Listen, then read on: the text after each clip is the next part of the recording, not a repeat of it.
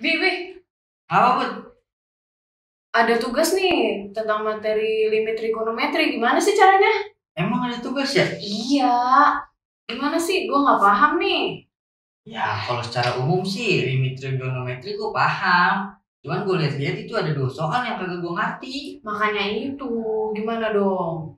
Nah, gue punya kakak nih. Kakak gue kayaknya jago sama MTK. Ke kakak gue aja mending. Boleh, boleh. Kuy. Ayo. Assalamualaikum kak. Waalaikumsalam. Bi, duduk Bi. Ada apa kalian kesini?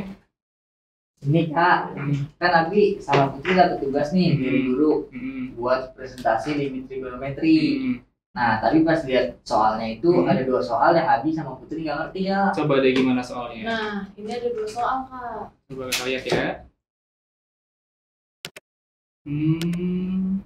Tapi soalnya nggak boleh pakai dalil L'Hopital kak. Oke deh. Coba kita kerjain bareng-bareng yuk. Oke kak.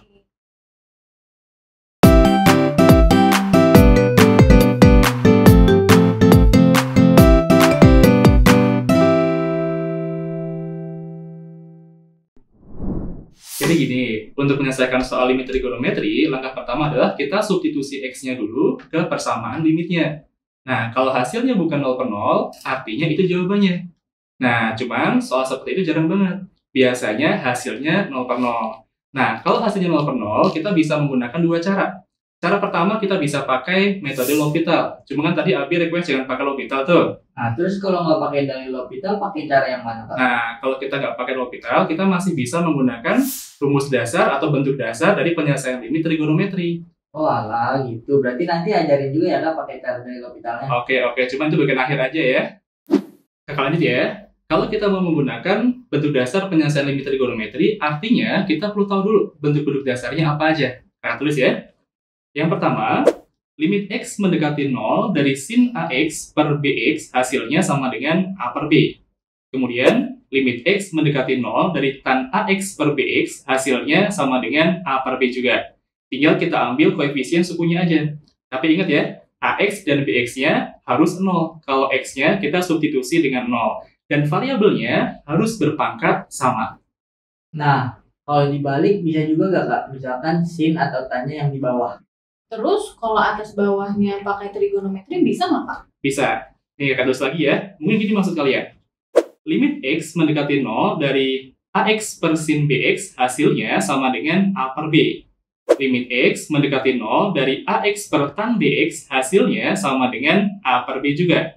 Kemudian limit X mendekati 0 dari sin AX per sin BX hasilnya sama dengan A per B. Limit X mendekati 0 dari sin AX per tan BX hasilnya sama dengan A per B juga. Gimana? Sampai sini paham? Paham kak? Siapa sih yang nggak paham kalau dijelasin sama Kakak? Oke, kalau udah paham, kakak tanya dikit dulu ya. Oke siap kak. Misalnya gini, ada soal limit X mendekati 0 sin 2X per tan min 3X. Jawabannya berapa? Jawabannya 2 per min 3 atau min 2 per 3 kak. Bener banget. Kalau ada soal gini, limit X mendekati Pi dari sin X per sin 2X hasilnya ditentukan pakai perbandingan koefisien X-nya. Jadi 1 per 2. Boleh nggak? Enggak kak. Kenapa enggak? Emang sih kak, kalau X sama dengan Pi, kita substitusi ke persamaan limit, hasilnya jadi sin V per sin 2Pi, sama dengan 0 per 0. Buat lanjutin buat. Curang lu, Bi. Giliran panjang gua yang jelasin. Udah, buat lanjutin aja. Oke, Kak. Biarpun hasilnya 0 per 0, tapi kita nggak bisa pakai perbandingan koefisien. Karena nilai AX dan BX atau nilai setelah sinnya nggak 0 kalau kita substitusi X sama dengan Pi. Bener nggak, Kak? Bener banget. Berarti kalian udah paham ya apa yang kakak jelasin? Terus jawabannya berapa kak? Nanti ya, kakak akan jelaskan dulu teori lengkapnya. Kalau kalian udah paham teori lengkapnya, kakak yakin kalian bisa ngerjain soal ini tanpa bantuan kakak. Oke, lanjut kak. Bentuk dasar penyelesaian limit trigonometri tadi bisa kita perluas untuk X yang mendekati nilai bukan 0.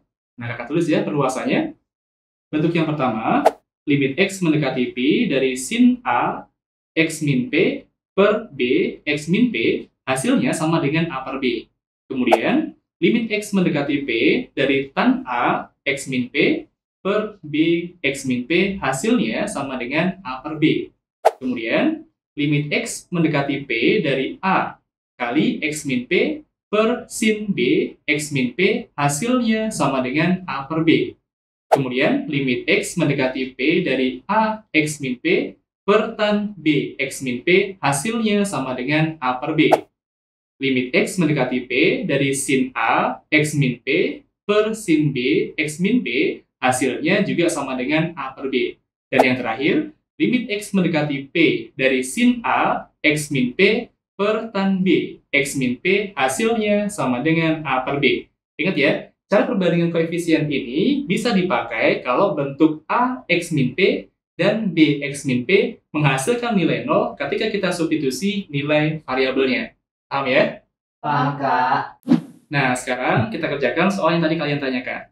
Soalnya adalah limit X mendekati P sin X per sin 2X. Jadi yang pertama, sin X dan sin 2X-nya kita ubah dulu bentuknya menjadi limit X mendekati P sin P min X per min sin 2P min 2X.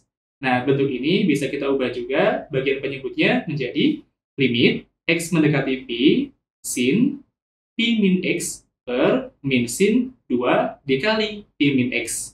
Nah, karena yang di dalam sin, ketika kita substitusi X sama dengan P hasilnya 0, maka kita boleh mengambil koefisiennya. Jadi hasilnya adalah 1 per min 2. Atau sama aja min 1 per 2. Gimana, paham kan? Paham, Kak. Sekarang kita bahas soal yang tadi kalian tanyakan ya.